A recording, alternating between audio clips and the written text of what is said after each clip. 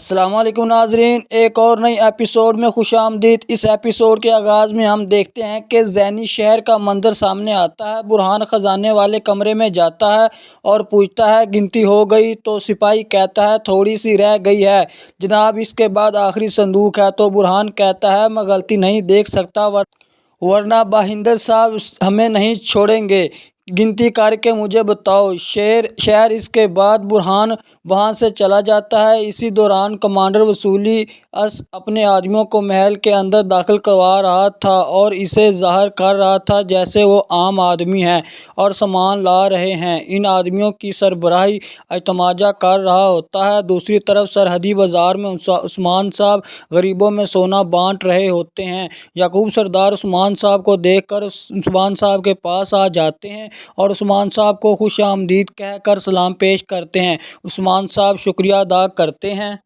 پھر یعقوب سردار پوچھتے ہیں کہ مال کہاں سے آیا؟ عثمان صاحب اتنے لوگوں میں سونا تقسیم کر رہے ہیں، وراثت میں ملا یا کوئی خزانہ ہاتھ لگا ہے؟ تو عثمان صاحب کہتے ہیں خیر ہے، کیا آپ کی نظر ہمارے خزانے پر ہے؟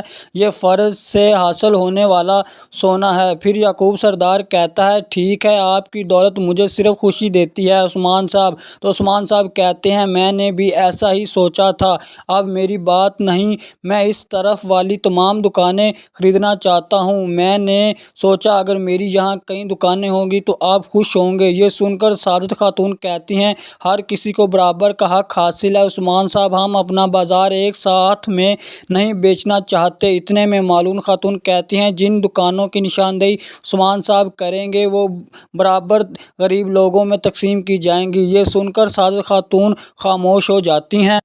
پھر یعقوب سردار کہتا ہے ان تمام دکانوں کا کیا کریں گے عثمان صاحب؟ کیا آپ کو ملنے والی وراثت میں فروخت ہونے والا سامان موجود ہے؟ تو عثمان صاحب کہتے ہیں یہ ایان آغا ہیں، اس سے معاہدہ کیا ہے، یہ اس علاقے میں ایک بہت بڑا قافلہ لائیں گے، ہم ایک تمام دکانیں ان سامان فروخت کریں گے۔ یہ سن کر یعقوب سردار کہتا ہے ہمارے بازار میں خوش آمدید ایان آغا، آپ کہاں سے ہیں؟ پہلے کبھی دیکھا نہیں۔ تو ایان آغا یعنی سردار گہرا کہتا ہے مجھے اپنے گھر گزارنے کے لیے زیادہ وقت نہیں ملا سردار یعقوب، میں شام سے سمرقند تک اور ہندوستان سے لے کر روم کی سرزمینوں تک قافلے لے کر جاتا ہوں، آپ کے بازار اور سامان کو بہت امیر بنا دوں گا۔ تو یعقوب سردار کہتا ہے انشاءاللہ۔ عثمان صاحب بھی کہتے ہیں انشاءاللہ۔ پھر عثمان صاحب بہندر کو کہتے ہیں ان دکانوں پر جاؤ اور ان کے مالکان سے بات کریں،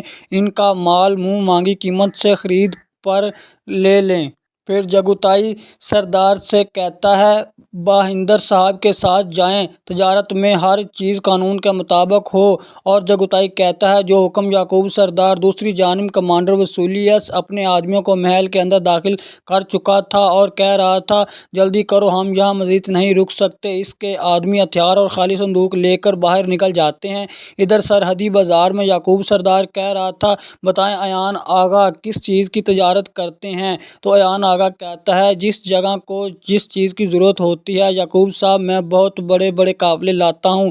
جب ایک شہر میں داخل ہوتا ہوں تو قافلے کا آخری حصہ دوسرے شہر سے نکل رہا ہوتا ہے، لیکن مجھے تحفظ کے لیے بہت سے جنگجوؤں کی ضرورت ہے۔ تو یعقوب سردار کہتے ہیں میری سلطنت میں ان چیزوں کا کوئی مسئلہ نہیں ہے، فکر نہ کریں، میں حفاظت کو یقینی بناؤں گا۔ ایان آغا کہتے ہیں بہت اچھے۔ پھر عثمان صاحب کہتے ہیں یعقوب صاحب معاف کریں، اس قافلے کی حفاظت ہم کریں گے، ہم نے معاہدہ کیا ہے، ورنہ ہم اتنی ساری دکانیں کیوں خریدتے؟ پھر ایان بھی کہتا ہے بالکل، ہمارے قافلے کی حفاظت عثمان صاحب کریں گے۔ اتنے میں محمد کہتا ہے یقیناً اچھا حفاظت کریں گے۔ یہ سن کر ارحان بھی کہتا ہے یقیناً ہم کر لیں گے، ہم ہمیشہ اپنی چیزوں کی حفاظت کرتے ہیں۔ اسی دوران ایک گاڑی بہت سارے قالین لے کر سرحدی بازار میں داخل ہو جاتی ہے۔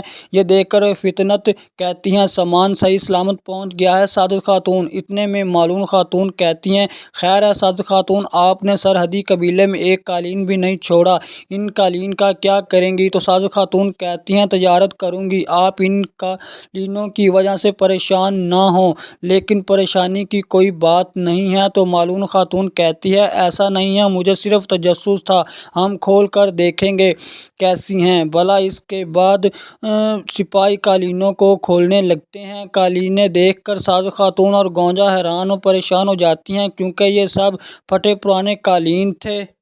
یہ دیکھ کر گونجا سخت غصے میں کہتی ہیں، فطنت یہ قالین ایسے کیوں ہیں؟ تو فطنت سپاہیوں سے پوچھتی ہے، تو سپاہی کہتا ہے، قالین لپٹے ہوئے تھے، ہم نے کھول کر نہیں دیکھے، ہمیں کہا گیا اٹھا لو، پھر ہم نے اٹھا لیا۔